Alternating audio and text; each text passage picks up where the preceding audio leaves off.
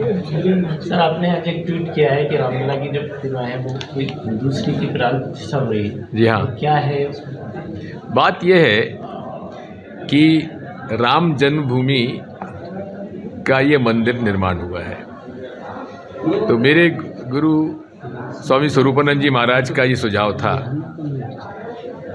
कि रामलला का मंदिर में जो मूर्ति रखी जाए वो माँ कौशल्या जी की गोद में रामलला है, इस प्रकार की मूर्ति रखा जाना चाहिए। ये उनका सुझाव था। तो जो मूर्ति पहले जो दिखाई थी उसमें तो जो राम दरबार का चित्र था। इस बार जो आज जो उन्होंने दिखाई है मूर्ति, इसमें कि उसमें 5 साल की आयु के वो उसका स्वरूप है राम जी का। बात यह है कि मूल हमारा प्रश्न वो जो ट्रस्ट है, न्यास है, उससे ये है कि राम मंदिर के निर्माण पूरा नहीं होने के पहले जो हमारे सारे शंकराचार्य मिलके ये कह रहे हैं, मेरी तो इसमें स्वामी रामनेशाचार्य जी के, रामानंद संप्रदाय के जो प्रमुख हैं स्वामी रामनेशाचार्य जी, उनसे भी बात हुई कि निर्माणाधीन मंदिर के अंदर प्राण प्रतिष्ठा होना उचित नहीं है। ये शास्त्र है, शास्त्रों के आधार पर ही हमारे धर्म का पालन हजारों सालों से होता आया है और जो विधि है उसके आधार पर ही ये सब होता है। उसका उल्लंघन क्यों किया जा रहा है, किस उद्देश्य से किया जा रहा है? कि जो राम जी पहले से वहाँ स्थापित हैं, जिन्होंने वहाँ धूप झेले, जिन्होंने वहाँ तूफान झेले, उनका क्या? मेरा पहला प्रश्न वही है कि वो मूर्ति कहाँ है, उसकी प्राण प्रतिष्ठा वहाँ पे, उसको वहाँ क्यों स्थापित नहीं की जा रही है? पहला मेरा प्रश्न वही है।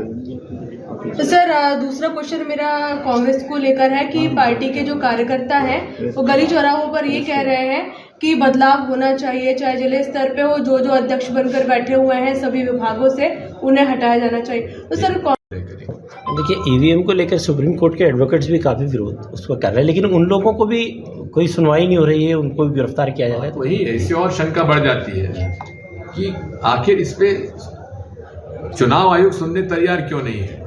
भारतीय जनता पार्टी ईवीएम का क्यों इतना समर्थन कर रही है, जब पूरे विश्व में केवल 5 देश बचे हैं जहां ईवीएम का उपयोग हो रहा है। तो यहाँ पर भी उसका, और इसमें बेल्जियम में वोटिंग का जो प्रोसेस है बहुत कुछ हमारे जैसा है।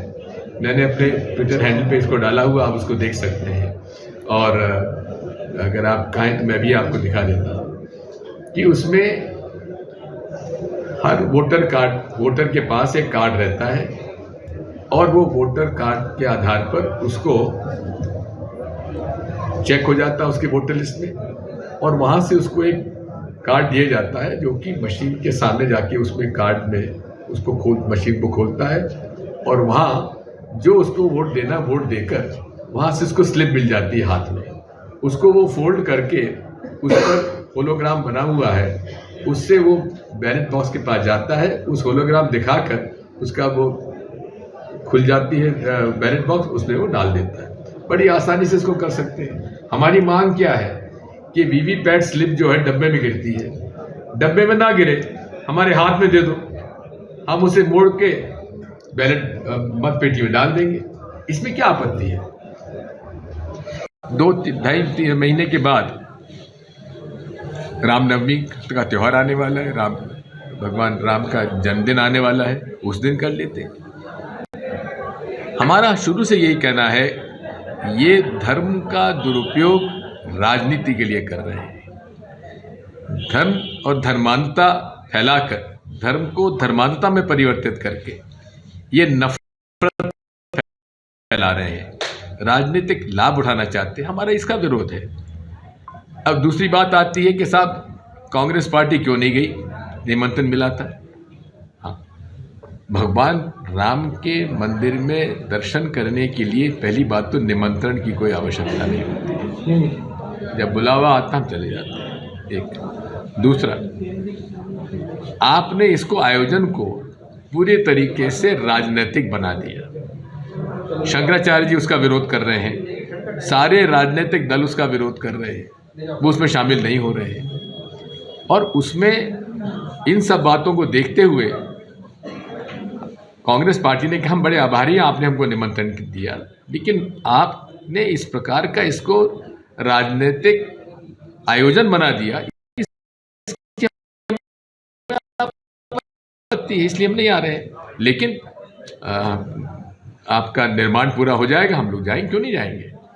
आखिरी बात यह है कि जिस भूमि का विवाद था, कहते थे रामलला हम आएंगे, मंदिर वहीं बनाएंगे, मतलब बाबरी मस्जिद गिराकर हम वहीं बनाएंगे। इनका मकसद मंदिर निर्माण का नहीं था, इनका मकसद था मस्जिद गिराकर मस्जिद मंदिर का झगड़ा कराने के लिए। आज उस स्थान पर आप निर्माण क्यों नहीं कर रहे हैं? निर्माण कहाँ हो रहा है? जो नरसिम्हा राव जी ने भूमि अधिग्रहण की थी, उस मंदिर, उस जमीन पर मंदिर का निर्माण हो रहा है। हमारी बात वही है कि इनका उद्देश्य राजनीतिक है, नफरत फैलाना, विध्वंस करना और वोटों की राजनीति करना। इनका धर्म से कोई लेना देना नहीं है।